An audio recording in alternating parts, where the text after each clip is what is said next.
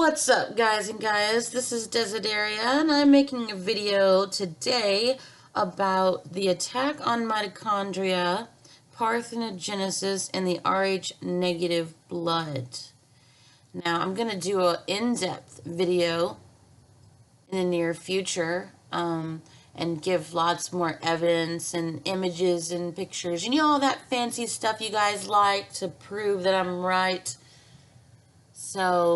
But this video, I'm just going to kind of briefly outline my theory, and then I'll do further videos on each topic.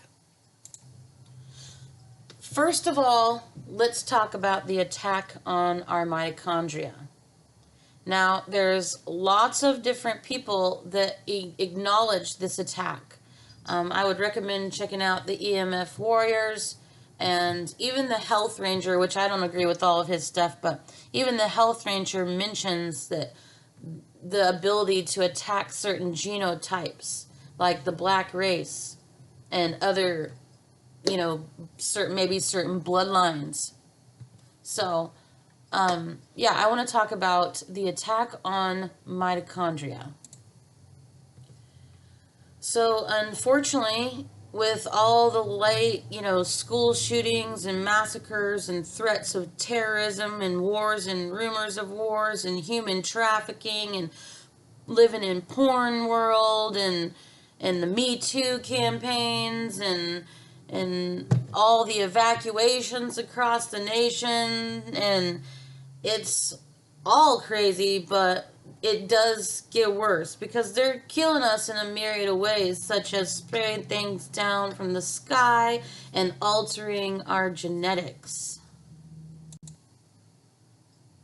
They are dumbing us down and poisoning our food, indoctrinating us, and making us the walking dead of patriarchy. And luckily, I've woken up, and lots of people are starting to wake up, but they're not connecting the dots or getting the full picture, because we have predominantly men, or at least handmaidens and mouthpieces to the brotherhood of man and fatherhood of God, that are out there doing this. So, and let me just say real quick that choosing indoctrinated people for your leaders is not going to get us anywhere. It's going to keep us in the same position, and that's why I don't necessarily support all female, leaders. People are probably like, what? But, I mean, they're indoctrinated too.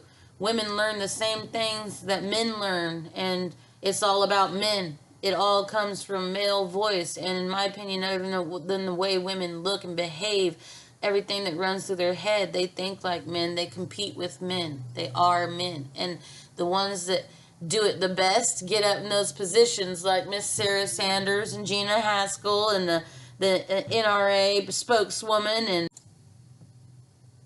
literally they're having females teach this indoctrination, and then handing them that apple. Apples are for teachers, see? It's like, ha ha ha, the joke's on you.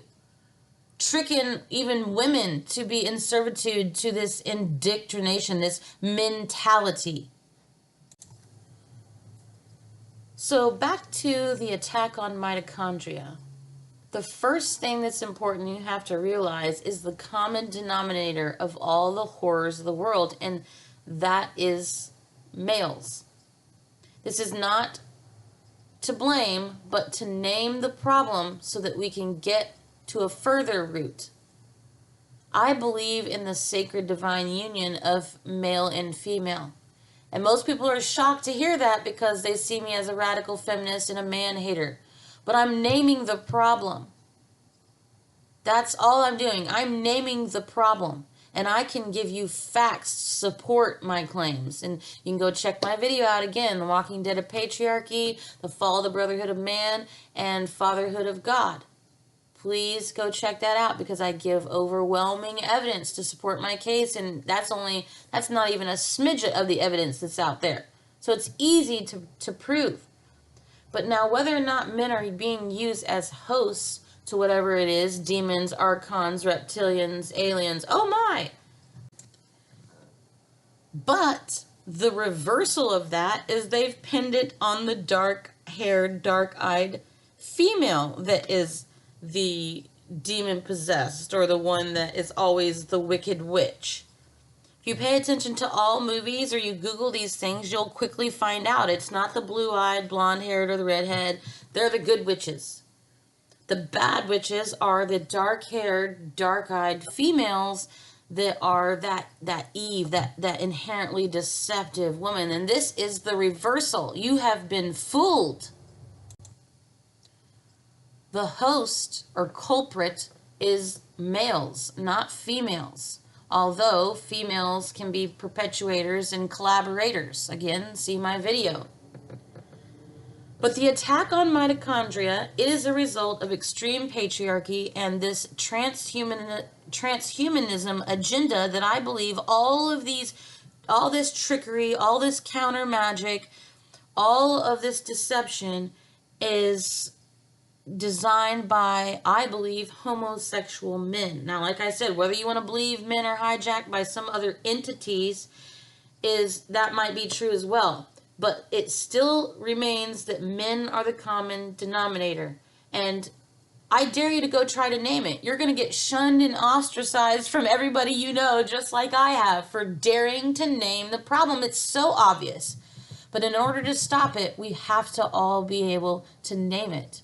And like I said, well, we're at the end of the line now, because people are, it's like everybody says, everybody has a chance to hear the gospel once. And if you don't, then you're not going to be saved. You got to believe in Jesus. You got to believe in Jesus. You're not going to be saved. Well, it's not like that at all, people. That is entirely wrong. You don't want to be a goner. Go check my video out called Gonism, and you'll know what I'm talking about. If you haven't seen that yet, please go watch the video Gonism. And that'll explain to you what is happening to people's minds. It's mass mental illness. And this is all part of the dumbing down. The attack on our mitochondria is to dumb us down, to make us sick, to create more veils of, illusion and weapons of mass distraction. They don't want us dead because they could just kill us. There's too much to gain by us being alive, but not completely alive. The walking dead of patriarchy. So how does any of this have anything to do with the attack on mitochondria? What does that mean? Well, I'll tell you. All the toxins that they're spraying on us and putting in our food, and all of the psychological issues we have from psycho-spiritual genetic reincarnation, because that's what I call it, is accumulated over time, and it is damaging our mitochondria. And our mitochondria is tied with our breathing. I breathe for mitochondria. Check Jodi Nunnari's video out on that. She studies mitochondria. So, and it's really, she has some great videos out there explaining what mitochondria is, and and how amazing it is and what it does to keep us alive. Okay, so they are damaging our mitochondria. Yes, we're damaging our mitochondria by choices that we're making, but they're feeding those choices to us. The culture that we're all born into is intentionally designed to bring the absolute worst out in us. And this is an extreme hyper patriarchal society. So how did it get that way? Why do they hate femininity? They get shit done with the brute strength of men, don't they? And they use all of our sons to fight their battles, and it is a hot mess, but I'm going to tell you how this happened. What happened is humans got interbred with primates once upon a time. Now, people's idea of laughing off this Darwin theory and that humans evolved from apes like seen in this picture. That is not how it happened. Otherwise, there wouldn't be monkeys or great apes today if we evolved from them. Then why would they still exist? Okay? And that's just one thing. But that's not how it happened. Think rape, ape. Where does that come from? Rape, ape. Yeah. Oh, you're probably like, oh, wow. Yeah. Where did that come from? Now, we know interbreeding is real. We know that we genetically modify animals and, of course, humans. Check out the word eugenics. We know that we do this. So we shouldn't be surprised that there's some sort of interbreeding going on, some bestiality. Maybe it's artificial insemination to create some sort of slave race, maybe. Who knows? But the consequences were catastrophic because primates are extremely aggressive, patriarchal, and territorial. Okay, with the exception of the bonobos, and which are highly sexual, the bonobos are. But all the others are extremely patriarchal and violent. And if this interbreeding, not if, because it did, this interbreeding caused this hyper patriarchal society that we live in today. And it's been a runaway train ever since. And unlike the rest of the world, who's willing to throw women under the bus as inherently deceptive and just causing the fall of man, that is not so. I'm not even going to sink to the level to say that. I do not believe that males are inherently this way. I have a son, I have children, I have a child with a disability who hasn't been able to be indoctrinated like most children do, and I see her inherent kindness, and I see my son's great heart, and I just know that this is not inherent, and that something or someone has done this to us. Yes, as humans, but especially to men, are using you, have tricked you. And like I said, I start with this homosexual agenda, and that's why the Christian religion, although widely believed, is a homosexual religion. And yeah, I need to make a whole video on that, because I can go through some shocking evidence to prove that to you. So, right down to the men that canonized that Bible. So, but patriarchal world has been this runaway train, like I said, and it's perpetuated over and over and over for a long time now, and people being reborn. We are coming to the end of the age as we know it, and we're coming to the end of all this mass, unnatural, perpetual death that we've all been suffering from. But you know, there is a tragedy in all this, that the goners are going to finally get their wish to be gone, because life after life, despite whether or not this has been done to us, you know, everybody does have a choice. You know, are you going to live your life for truth and justice and love and loyalty to this earth and to life, or are you going to be a goner every single time, always desiring to get away, always thinking that the earth is this, you know, temporary home, or some place to be fixed or flawed, or a middle realm you live to go somewhere else, that when people die they say you're going to a better place. Well, if you think there's a better place and you have life after life after life, you're going to get your wish. But I promise you, there is no light outside of the earth. You will never see the light of day. You'll never feel the sun on your skin again. You'll never love. You'll never see birth of a child. You'll never see the smile of a loved one ever again. I want to read you an excerpt from the Department of Anthropology at the University College of London by Volker Somner, Jan Bauer, Andrew Fowler, and Sylvia Ortman. And this chapter is chapter 12. I'll include the link in the description below this video. But in chapter 12, it's titled Patriarchal Chimpanzees, Matriarchal Bonobos, Potential Ecological Causes of Pan-Dichotomy. Think Pangea, or the goddess Pan. And I want to read to you a part that really stands out to me. Let me find it here. So, what do we know about bonobos and chimpanzees? It is indeed correct that chimpanzee males form strategic alliances that may stalk, attack, and kill males of neighboring communities and commit infanticide, and that adult males invariably dominate females and physically attack them in competition over resources. Such patterns have not been observed in wild bonobo communities, although much less is known about wild populations of P. paniscus than about those of P. troglodytes. Still, it is unlikely that future studies might reveal patterns of male-committed aggression in bonobos, which will come close to the frequency reported in some chimpanzee societies. Another clear-cut difference is the frequency, mode, and relative ease with which female bonobos interact. Unrelated female mammals tend to avoid each other as their reproduction is limited by access to resources, and proximity to other females will increase the degree of resource competition.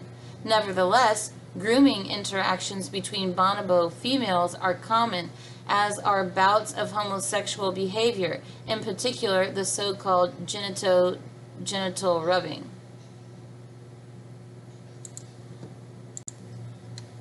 It goes on to say that in spite of this, bonobo societies are a far cry from the peace-loving, sex-sedated, hippie-like utopia typically portrayed in the popular press. Competition for resources still exists, but the balance of power over their control is tipped in favor of females. The crucial tool that enables females to dominate males is their ability to form coalitions, despite the fact that they are, on average, as unrelated to each other as chimpanzee females. Such female coalitions are known to attack males, and they regularly inflict blood-drawing injuries, including the loss of appendices such as fingers and toes. Thus, alliances enable bonobo females to control access to food and how it is shared, and also in order to protect themselves. And I just want to add, this is exactly what the Brotherhood is doing now, is they are disabling women's ability to form coalitions against male violence. Instead, we're indoctrinated to be in servitude. Furthermore, this reads that some debate exists as to how real these differences between bonobos and chimpanzees are. However, bonobo communities thus earn the label matriarchal, given that a matriarchy characterizes a genocentric societal structure in which females have power, but not the same type of power you see in patriarchy, or which is centered around females. In contrast, chimpanzees societies fulfill the criteria of patriarchy, rule by males. Good evidence exists for human societies that are female-centered or matrilineal. However, there is widespread agreement that truly matriarchal societies did not exist in human prehistory, at least not as matriarchy in the sense of a reversed patriarchy. And let me say that again, I've been saying that again, a true matriarchy is not a reverse image of patriarchy. And this right here is being said by scholars right here. It says, however, there is widespread agreement that truly matriarchal societies did not exist in human prehistory as matriarchy in the sense of a reversed patriarchy. It was female-centered, but not ruled by females in the sense of how patriarchy is ruled by males. Of course, such statements are likely tainted by or embroiled in political controversy. Still, although female dominance is not uncommon in other mammals, including primates, it is of more than scientific interest that such structure characterizes also one of our closest relatives.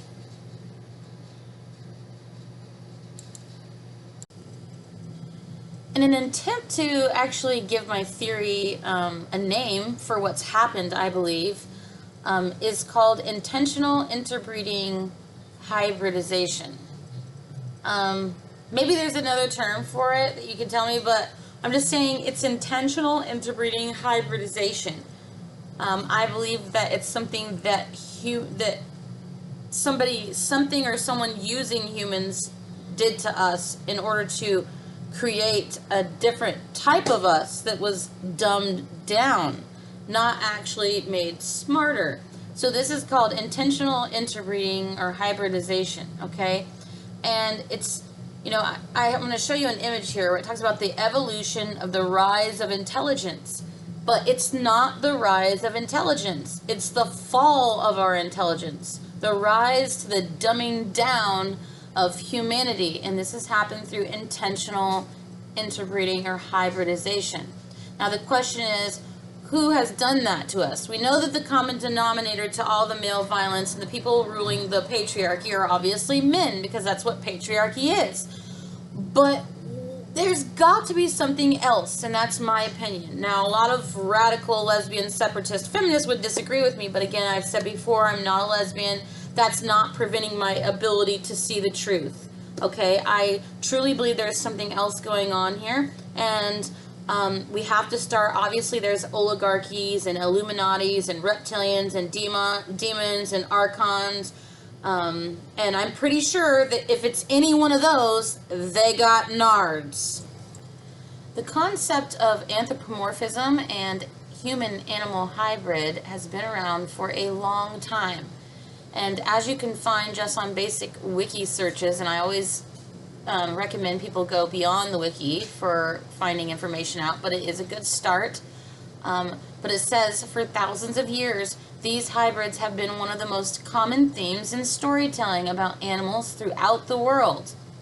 The lack of a strong divide between humanity and animal nature in multiple traditional and ancient cultures has provided the underlying historical context for the popularity of tales where humans and animals have mingling relationships, such as in which one turns into another or in which some mixed being goes through a journey.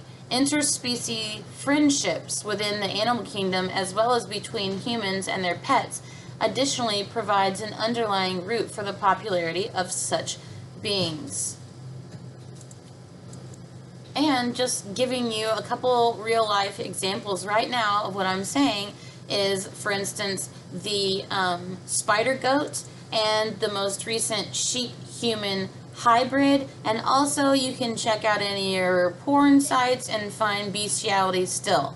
So we know this happens, but it's that ugly secret that no one wants to talk about this hybrid, this intentional interbreeding hybridization that has happened to us in our past. Did it happen in Africa?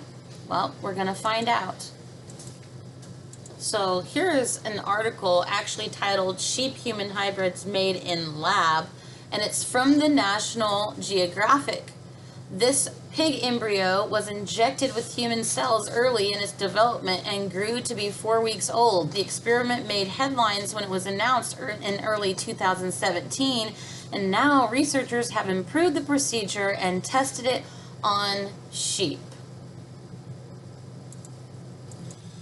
And I really want you to understand how tragic it is that people are falling for this trap, that they actually care about our better good, and that this is somehow an evolution of the rise of intelligence, when in reality it's the fall, to the dumbing down of humanity.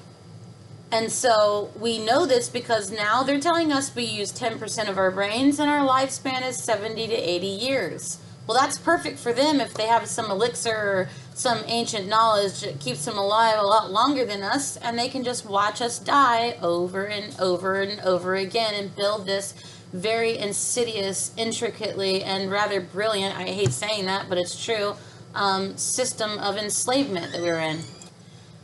And now, after I've explained all this, you can start to understand why the dumbing down of humanity has been a result of this 85% of human population being Rh positive, and which leads me to my next part of this video, which is about the Rh negative blood and making some final clarifications in all these myths and blatant lies and fear-mongering out there about Rh negatives.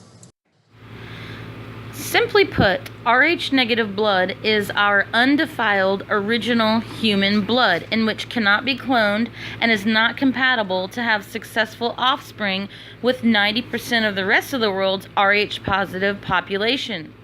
Is Rh neg the elite holy bloodline remnant? No, it's the holy human bloodline of all of us before the hybridization occurred, and we started using only 10% of our brains and living shorter lives than trees, with the massively sped up aging process happening in less than under 80 years. And this defines what I call the dumbing down of humanity, not the rise of intelligence, which would be what most people would perceive because of industrialized chaos and all the technology that we have. But again, that's extremely deceiving. Now, I will tell you a little example of my own experience and how Rh negative has presented itself in my family. And again, there's numerous studies out there that you can look into, from how women would need the RhoGAM shot to assist them and having successful offspring with Rh positives. And let me say that again, the shot RhoGAM enables Rh negative women to have successful offspring with Rh positives. So in order for Rh negatives to have successful, healthy offspring with Rh positives, she must receive the RhoGAM, meaning we have to have medical intervention in order to have healthy children with 90% of the rest of the human population. Now, this is a shocking fact, but it is true. I myself had to have it, but I'll tell you, no one warned me of the issues that could have happened of my body fighting my fetus off as a foreign virus. No one ever explained these things to me. They literally just came to me in the middle of birth and said, you need a RhoGAM shot because you're Rh negative and it could harm the child. And I didn't know anything about it. I went through all my prenatal checkups and they never stressed any kind of concern about my blood type until I went into labor. So that was really skeptical to me, and I began to study about that and looking back into my own mother line, and my mother is Rh negative, I'm Rh negative, my grandmother is Rh negative, and my daughter is Rh negative. I've taken blood test kits at home for the people in my family, and my son did not inherit my Rh negative, but my daughter did.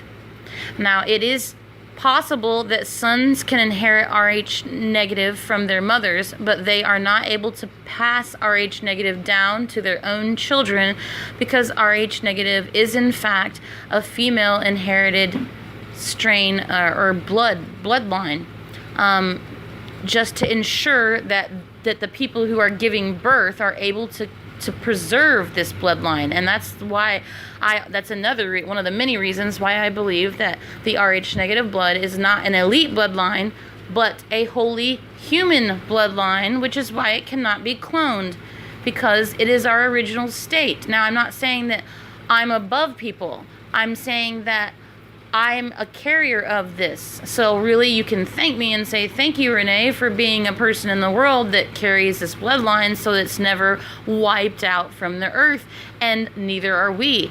And I'll get back to that subject on parthenogenesis, which is my theory on the true story of the Immaculate Conception. And I'll get to how that ties into this whole story a little bit later in this video. And I'll also be making a actual special video on each one of these topics. So don't forget that. I will be following up on the intentional interbreeding, the human hybridization topic, the attack on mitochondria and geneticide, Rh negative blood and original humans, parthenogenesis, the real story of the Immaculate Conception, and the dumbing down of humanity, the fall of humankind. And also, I want to talk real quick about the health of Rh negatives. There is tons of scholarly information out there from doctors and people researchers who study this, and it is known that we have a whole plethora of health issues. And in my opinion, again, it's the attack on all of our mitochondria, but they're actually targeting the specific bloodline of Rh negatives in order to keep it from creating offspring and having dominant carriers of the Rh negative blood. But most of us are having massive health concerns, and I can see that in my own mother line. So starting with my grandmother, who is Rh negative, died of lung cancer before she was 35 years old and never smoked a day in her life. My mother has suffered from numerous ailments and is not even 60 years old and is in a nursing home and has been in and out of places pretty much my entire adult life, and been unable to be a stable part of my life. And then myself, I was diagnosed with a mitochondrial disease as well, which is limb-girdle muscular dystrophy, type 2J, because I've had genetic testing for that. And I had that onset in my early 20s, so there's a mutation in my genes there. And then my daughter was born with severe autism. And my younger brother also has a child with autism, so it makes me wonder if my brother inherited the Rh negative strain from my mother. I don't know, but I would like to find that out. But the point here is that you can see genetic issues happening in my mother line, and it's specifically related to the fact that we're Rh negative. They're mitochondrial diseases in origin, and if you look into it, you will find that most all diseases that we suffer from, minus actual physical male violence, are in fact diseases that are caused from mitochondrial damage or mutations within family lines that are a result of all the toxins that we're being fed through our food and our air, and, well, mentally, holistically sick, like I said in one of my other previous videos. So it's something to keep in mind if you have a child or if you are Rh negative, to be looking into these types of health concerns. And also to clarify all the myths surrounding Rh negatives and reptilian shapeshifters and Illuminati and just demonizing the Rh negative bloodline. Really all it is, and the indigo children too, really all these are, I have two people in my life, let's just say this first. I have two people in my life that are credible males that most of the world will believe them because they're, like I said, they're males, that they've never been in trouble with the law, they've never been accused of crimes, so they are believable, they're credible men. And I'm not just saying that, for my own defense, but it is true. They are credible men, and they can tell you that I have psychic abilities. They can tell you all the supernatural happenings that happen around me and surround my life. And it's undeniable. Now, these things are, in my opinion, what people would be dying for in past lives as heretics and witches and sorcerers and all this, demonized as pagans and all that. So basically all Rh negatives would be, or indigo children or whatever, would be modern day witches and heretics. That's essentially what we are, system busters and decoders. And we are able to tap into these wisdoms a little faster than other people, although we are also susceptible to the veils and the distractions and the toxins and the poisons, but we're able to cut through all of that a little bit faster than other people. And I personally don't like that. I personally wish everybody had that ability, but here I am making videos to try to help give other people this same wisdom, to make sure that you don't have to work as hard as I have to cut through all this shit and figure it all out for everyone. But it has to be done because these things people must realize before it's too late. And I say before it's too late because we're coming to the end where there aren't going to be any more choices to be had because you've been given a chance to make those choices over and over and over again while they're killing us. People ask, why do all these bad things happen? Well, they're simply not supposed to, but we're making gains through it. It's like, people quote the Bible all the time. Well, I can quote the Bible better than anybody because I studied it for 30 years and graduated from discipleship classes. But they tell you that the wealth of the wicked is stored up for the righteous. And if you could imagine that that's what we're doing, is that in the midst of being attacked by whoever this is, and like I said, men are the common denominators, so your brotherhood needs to figure out who's doing this to them and stop trying to throw women under the same bus. But we need to figure out who and what's doing this so that you can make a decision on whether you're going to be a goner or a guyan. It's that simple. Do you want to be here or do you not want to be here? Because we're coming to the end of the line where it's not going to be tolerated anymore. Everybody does have a choice, even in the midst of us being enslaved and farmed and exterminated over and over again for somebody else's gain. But we're letting them do this to us. Everybody is looking the other way. Blind ignorance, blind complicity, and willful ignorance. Stockholm Syndrome. People have major Stockholm Syndromes because we're indoctrinated to worship men rather than trust our instincts and our intuitiveness, our natural Rh negative supernatural abilities. That's the way I would look at it, is our supernatural, superhuman abilities are suppressed by the hybridization. And not only the hybridization, but since the hybridization and through the Immaculate Conception, or in my case, Parthenogenesis, and then all the witch hunts that ensued after that, is that it's just an onslaught of attacks against us, weapons, silent weapons, quiet wars, weapons of mass distraction. And so, like I said, since the hybridization and the rapid fall of man, and these bouts of increases of knowledge that we seem to have, that, you know, for 1 second we don't have electricity, and then in the last 150 years everything you see is evolved. This is a massive increase of knowledge that the Bible does talk about.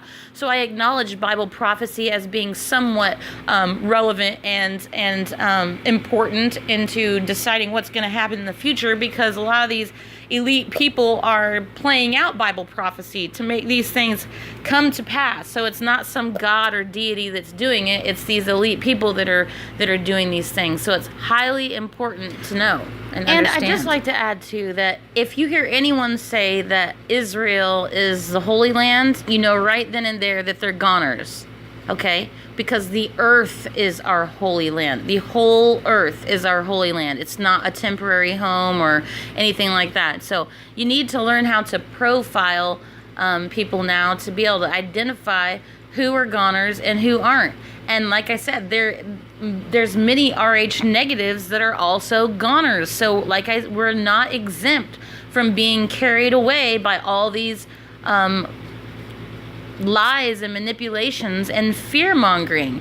Now, I am a great conspiracy theorist, but I do think that the elite are paying people to throw monkey wrenches in these movements to get ahead of them. So it's like, for instance, the flat earth movement. They know that they can't keep that under wraps forever, so they're going to make plans to try to discredit the movement. They've done the same thing with the feminist movement.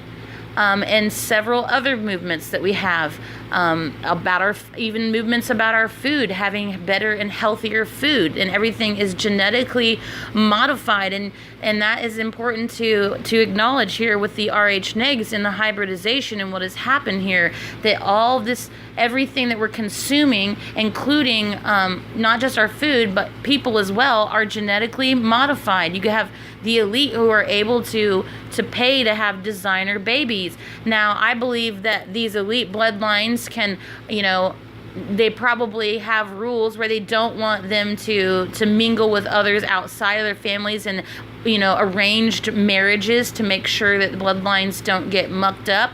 But what happens is people have affairs, people get divorced, people go and have secrets, and maybe children from that bloodline with someone else, and then so it's spread all throughout the earth and they can't control it. So it's just like a spray. Just spray everything. Just kill everything. Just look at everybody under a microscope, get them social security numbers, take a vial of blood from them when they're born, and just spray everybody and everything, and we'll just, you know, we'll hit them. We'll hit those people one way or the other. We'll get them.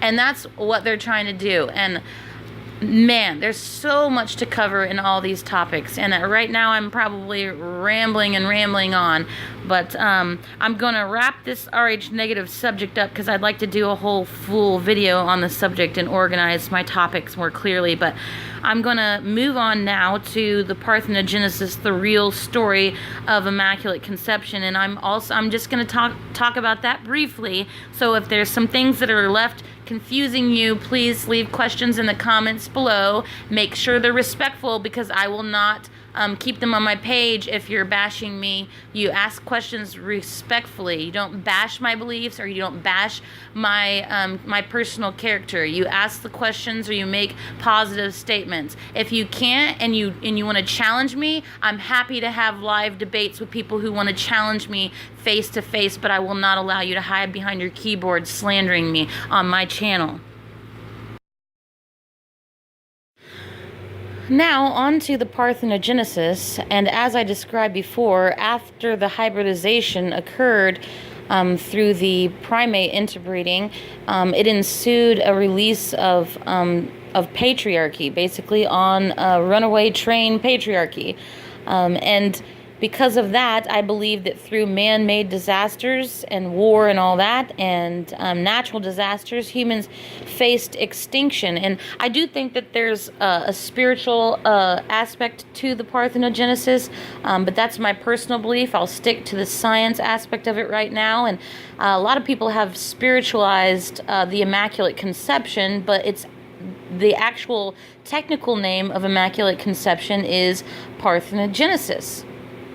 Now, you can imagine if humans are faced with extinction, this is a bit different than the purpose of reincarnation, because if we're faced with extinction, not on an individual death, but on a mass genocide death, this is where parthenogenesis comes in, and the ability for women to create offspring on their own without the assistance of a physical male. Now, through this parthenogenesis, and this is where I believe the story of Artemis and Apollo being the twins, it's very possible that parthenogenesis, the birth, the Immaculate Conception, consisted of twins, both a female and a male.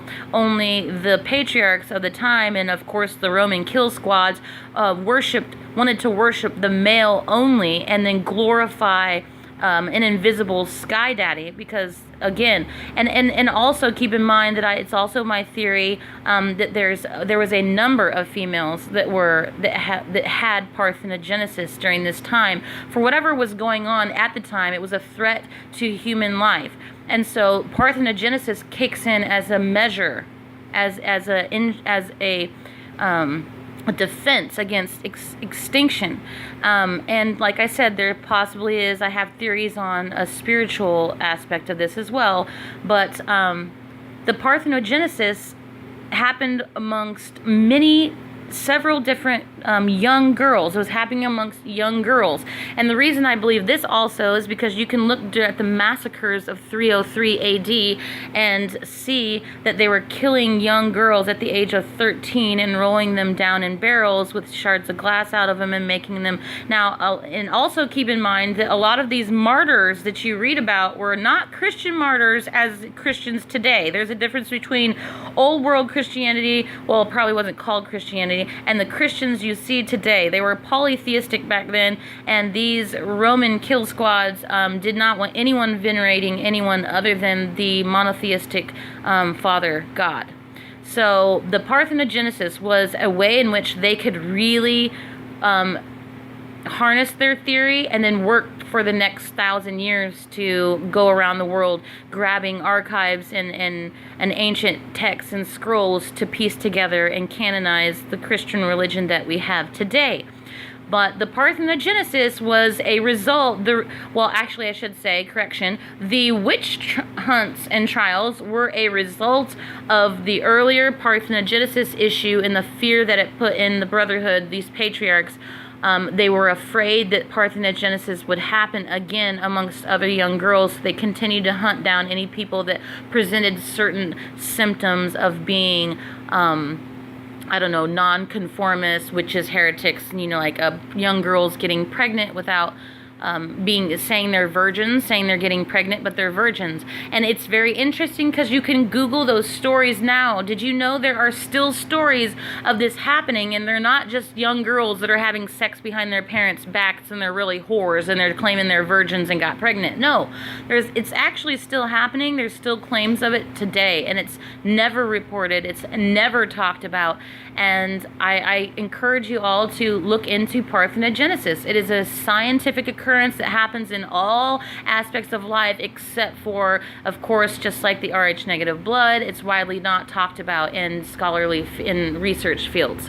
So we have a long way to go for people to understand, and well, the denial, the cognitive dissonance has got to be cleared away for people to really connect all these dots the way that I have. So maybe I'll touch some people's hearts with what I'm saying and cause you to change from Gonism to Gaianism, because that's my ultimate goal. Is I want all of us to want to be here, to love being here, and to see the earth as something being fearfully and wonderfully made, immovable and indestructible, not something that's spinning into oblivion in the middle of nowhere and we all fall short of the glory of God. That isn't the world that I want to live in, and we can do better than this.